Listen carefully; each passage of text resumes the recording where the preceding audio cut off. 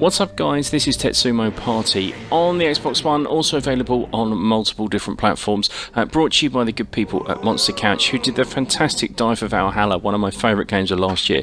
But this is somewhat different. Here we select a character, one of multiple that are unlockable, and you essentially just control the limbs. You have a button for each arm, a button for each leg, and you have to get through a moving wall. That's pretty much it, but there are a few different elements. We have various things we can collect to help us along the way, and we have different characters to unlock, and each character has a challenge that you have to do to essentially unlock an achievement or trophy. There is also cooperative, and there's also multiplayer versus, where players will pick a limb. If you're playing two-player, you will have start off with just controlling legs or just controlling arms, but it will switch, so you get to the point where you're only maybe controlling one limb or no limbs at all.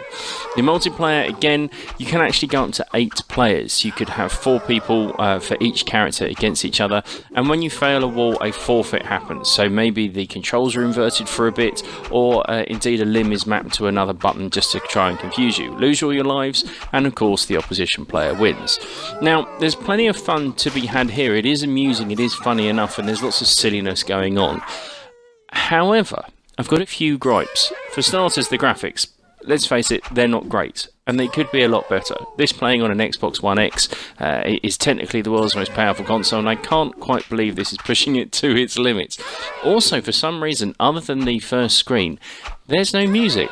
There's just quietness. And I think it loses some atmosphere, it loses some fun.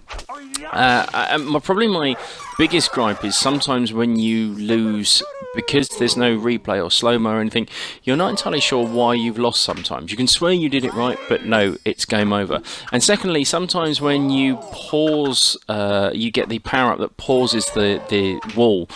It zooms in so much that you can't really see what you're doing, and makes it a bit tricky and a bit of a gamble.